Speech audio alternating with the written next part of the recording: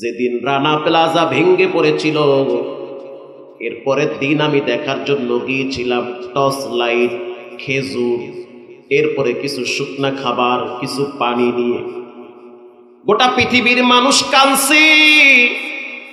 এমনও লাশ বের করা হয়েছে, লাশ বের করতে পারে নাই, হাত কাইটা লাশ বের করা লাগছে। এমনও যুবক বের করেছে যার পা কাইটা বের করা লাগছে। সেখানে এক মায়ের সন্তানের দুইটা ছেলে ছিল, দুই আপন ভাই রানা প্লাজার ৩য় ফ্লোরে চাকরি করত। সেখানে বুদাম লাগাইতো জামাই, বুদাম ছিলেন না, দাঁড়ায় দাঁড়ায় বুদাম লাগাইতো আর ইস্তারি করত। হঠাৎ যখন দেখলো বিল্ডিং লড়ে উঠেছে, ডাইনে বামে দৌড় দেওয়ার আগেই দেখলো বিল্ডিং ভেঙ্গে পড়েছে। মুহূর্তের ভিতরে চিৎকার, আমারে বাঁচাও, আমারে বাঁচাও।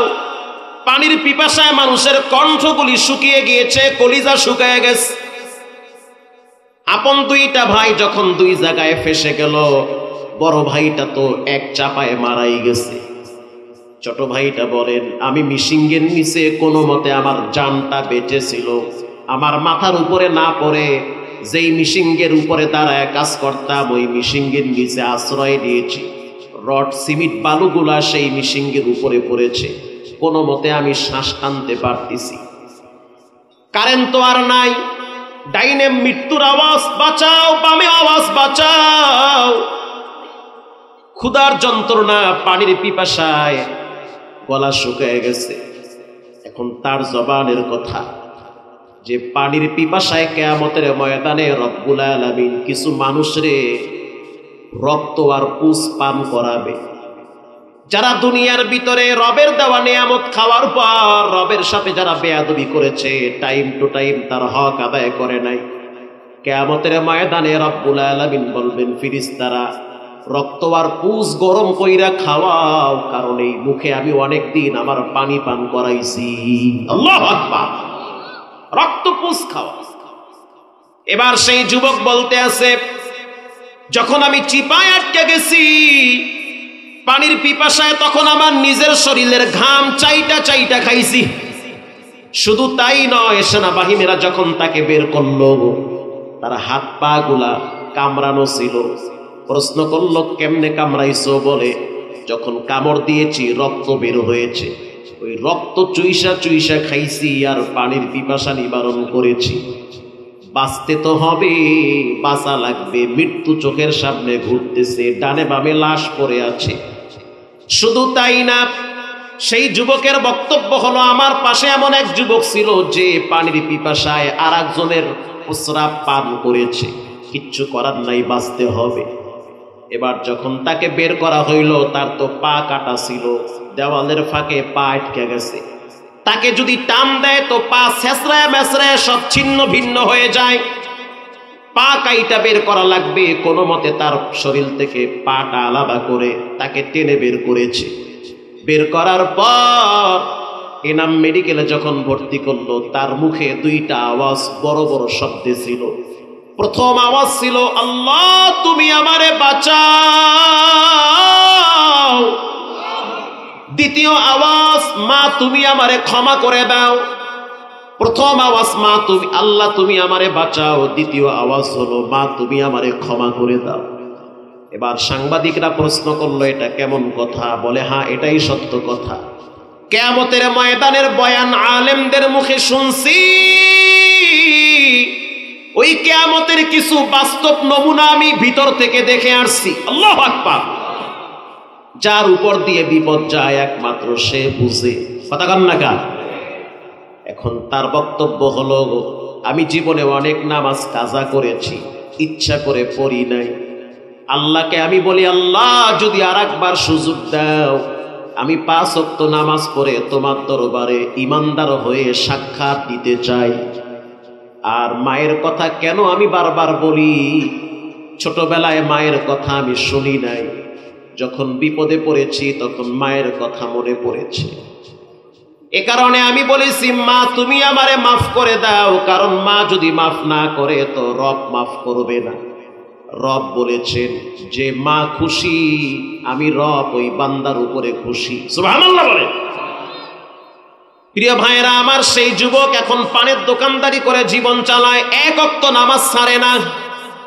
তার প্রথম বক্তব্য হলো ওয়া'বুদুল্লাহ, যতদিন বেঁচে আছি গোলামি হবে একজনের। চিৎকার মেরে বলেন, তিনি হলেন কে? এজন্য পায়ে হাত দিয়ে বলি, অনুরোধ করে বলি, রবের গোলামির ব্যাপারে অলসতামি করা যাবে না। তোমার মতো অনেক ছাত্র স্কুল কলেজে পড়ে 5 ওয়াক্ত নামাজ পড়ে আছে না নাই? শুধু তাই না, সেনাবাহিনীতে চাকরি করে, র্যাবে চাকরি করে, বিজেএফআইতে চাকরি করে, সব অফিসার 5 ওয়াক্ত নামাজ পড়ে হালাল খায়, আছে না নাই?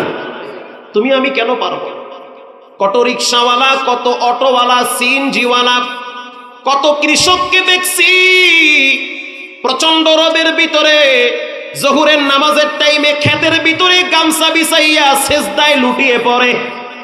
কথা কন না কা? আপনি কেন পারবেন না? আপনার তো হায়াত কমে আসতেছে, চোখের পাওয়ার কমতেছে, রক্ত ঠান্ডা হয়ে যাচ্ছে, হাড্ডিগুলো দুর্বল হয়ে যাচ্ছে। আপনার জন্য তো দোকানে কাপড়ের কাপন চলে আসছে, তৈয়ার হয়ে যান। 1 নম্বরে আল্লাহর ইবাদত, 2 নম্বরে মা বাবার খেদমত। এবার আপনাকে আমি হাদিস শোনাই।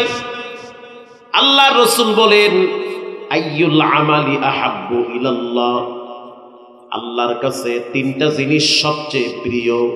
বলেন কয়টা? 3টা।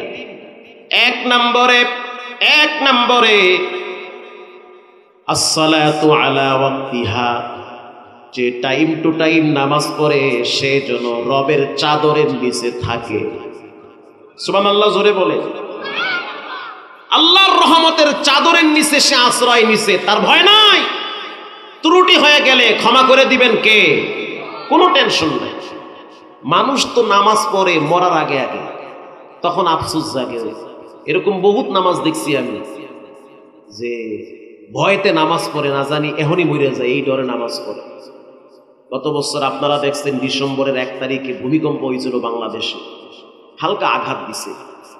ওই ভূমিকম্পের সময় জামালপুর থেকে বয়ান করে ঢাকায় ঢুকতেছি, তো ফজরের নামাজ পড়লাম সাভার বেবি স্টান মসজিদে। তো ফজরের নামাজের টাইমে প্রচুর কুয়াশা, আবার ঠান্ডা, কিন্তু মসজিদের উজুখানায় গিয়ে দেখতে আছি অনেক ভিড়, উজুখানায় সিরিয়ালে মানুষ দাঁড়ায় রয়েছে। আমি আশ্চর্য হয়ে গেলাম, আমার এই বয়সে আমি কোনোদিন দেখি নাই ফজরের টাইমে শীতের ভিতরে উজুখানায় সিরিয়াল ধরা লাগে। বরং এমন হয় পুরা মসজিদ খালি, ইমাম আর মুয়াজ্জিম বয়া বয়া জিমায়। কথা কন না কা? পুরা মসজিদে মুসল্লি নাই। এবার মুয়াজ্জিম সাহেবকে প্রশ্ন করলাম, এত মুসল্লি কেমনে আইলো? গরু কাটতে কি বিরিয়ানি পাকাইছেন? না না, টের পান নাই, ভূমিকম্প হইছে। ও, এই ভূমিকম্পের বাটাম ফাটা দিছে। ভূমিকম্পে এমন ধাক্কা মারছে, বিল্ডিং কাঁপে উঠছে। ওই পোলাপান জোতা মতো হালাইয়া মারছে মসজিদের দৌড়। চিন্তা করছে মরমু মসজিদে গিয়েই মরি। কথা কন না গা? ওই সময় মুসল্লি বাড়ছে। আবার যখন লঞ্চে ঢাকা থেকে বরিশাল যাই, অন্ধকার রাত, প্রচন্ড কুয়াশা, যখন লঞ্চ চাঁদপুর মোহনায় পড়ে, লঞ্চ এবার ডাইনে যায় বামে যায়, মানুষের ভিতরে ভয় তৈরি হয়ে যায়। লঞ্চের ভিতরে গিয়া দেখবেন বড় বড় টিভি লাগানো আছে, সেখানে নাচ গান ছবি চলে, আছে না নাই? আবার অনেক মানুষ দেখছি বসে বসে তাস খেলায়, বড় বড় দাড়ি নিয়ে ধুমায় তাস খেলাইতেছে। তো 2-1 জনরে বললাম, আসেন মসজিদে চলেন, উপরে তো নামাজের জায়গা আছে 4 তলায়, চলেন নামাজ পড়ি। যার নামাজ হে পড়বে, আর একজনের কি? চিন্তা করছেন খেলাটা কি বেটা? কথা তো ঠিক, তা আমার আপনার দায়িত্ব কি মানুষকে নামাজের জন্য দাওয়াত দেওয়া না? তা আসেন ভাই, আল্লাহর ঘরে আসেন, নামাজের জন্য আসেন, এটা দায়িত্ব আমার বলার। চলে আসেন মসজিদে। যার যার মতো টাস খেলায়। রাত্র তখন 3টা বাজে, লঞ্চের কেবিন আছে, শুয়ে আছি। হঠাৎ দেখি লঞ্চ লড়তে আছে, লঞ্চ লড়ে, লঞ্চের ভিতরে যা আছে সব লড়তে আছে। কেউ লড়ে কা? ভূমিকম্প হইতে আছে নাকি নদীর ভিতরে? পরে দেখলাম লঞ্চ চাঁদপুর মোহনায়। চাঁদপুর মোহনাটা হলো একটা ভয়ঙ্কর জায়গা। যত লঞ্চের দুর্ঘটনা ঘটেছিল ম্যাক্সিমাম চাঁদপুর মোহনায়। 4 নদীর মুখা, বড় লঞ্চ পড়লে কাইতায়া যায়, কখনো কখনো পানির তলে চলে যায়। এটার গভীরতা কত বেশি পৃথিবীর কেউ জানে না, জানেন কে? ওখানেই ইলিশ মাছ বাচ্চা ছাড়ে। আল্লাহু আকবার। ইলিশ বাচ্চা দেয় চাঁদপুর মোহনায়।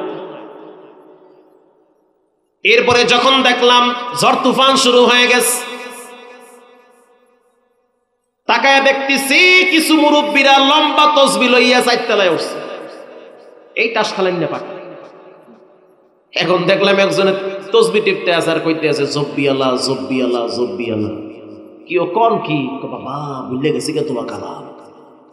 নামাজ যে পড়লেন না, দোয়া করেন আল্লাহ যেন হেদায়েত দেয়, বাঁচতে পারলে নামাজ সবগুলো একসাথে পড়বেন। তো মানুষ যখন বিপদে পড়ে তখন আল্লাহরে ডাকে, কথা বলেন ঠিক না বেঠিক?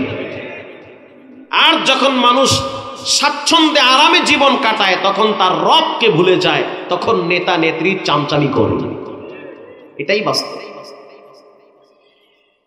আল্লাহর রাসূল বলেন আল্লাহর কাছে সবচেয়ে প্রিয় জিনিস তিনটা।